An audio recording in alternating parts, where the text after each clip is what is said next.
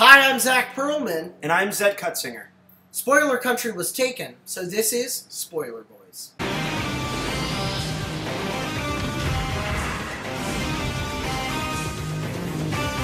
Let's start off by saying this is also the worst movie I have ever seen. If you saw the trailer of this movie, none of what's in the trailer happens in the movie. The trailer just swindled me into seeing this movie. There are so many X-Men I've never heard of. There's one called 5th Grade Insult Man who just keeps sending people up their own butthole and around the corner. There was another character named Glue Man. Yeah. We never learned his power, but he just kept saying, "Looks like a sticky situation." We start off by saying that the X-Men have to go back in time. And the only reason that they have to go back in time is that they forgot something at a Taco Bell order. We never find out what the order was. Yeah. They keep putting it in front of our head like a carrot, Yeah. where it's like, oh, wait till you find out what the order was. It's going to be so exciting. What I really like about these type of Marvel movies is the crossover. Mm-hmm. We get to see Hulk meet Captain America. The problem with this movie is that it's owned by Fox. Right. So all we got was Fox crossover. Doc Brown rolls up in a DeLorean and goes, "We gotta get out of here." So everybody goes into the car, and this is like 45 different X-Men go into one DeLorean. And that's a 20-minute scene.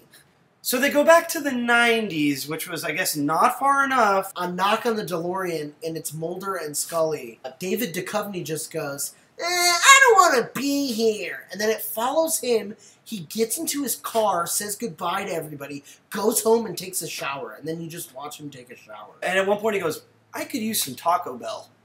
Again, like another allude to this thing that we never find out. He specifically goes, if I go to Taco Bell, I'm going to order, I'll keep this one a secret. Every single person in the audience kept turning to each other and they were like, what is he going to order at Taco Bell? So from there, without any explanation, they just travel to the 1970s. They're at Point Place, Wisconsin. Wolverine wakes up in Eric Foreman's basement, goes, what? Then Ashton Kutcher takes a cigar and goes, burn! Puts it to the side of Hugh Jackman's temple, and we just watch his skin burn for 45 minutes. A PowerPoint presentation just shows up where it tells us where we've been, where we are, and then where we're going to be, completely ruining the movie. Professor X is he's just going, and he's so mad, and then you hear a voice from off screen that goes, I don't know what you're mad about, I'm Professor Clump. It's Eddie Murphy in the Professor Clump outfit. And Professor X ends up arguing with the Nutty Professor about who's a mutant and who's not a mutant. I turned to Zed and I said, do they mean mutant? And Zed said, yes, they mean mutant. This conversation, the guy next to me goes, will you guys shut up, please? And then he turned to the rest of the audience and goes, what do you think he's ordering from Taco Bell? Eddie Murphy says, I have to run after my acting career, runs off stage, which we thought was a mean thing for him. Super mean thing for him to say about himself. That's when Professor X gets out of his wheelchair and just runs after the Nutty Professor. We hear from off screen, sounds like you two could use some space. And then you realize it's Neil deGrasse Tyson,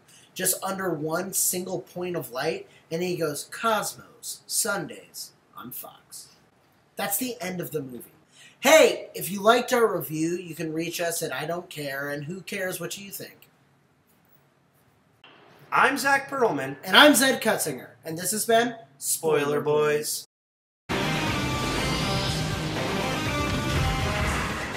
Credits finally happened, and then it came back to Neil deGrasse Tyson going, oh, you thought that was it? Then it goes inside of his mind, and the entire X-Men 1 film plays.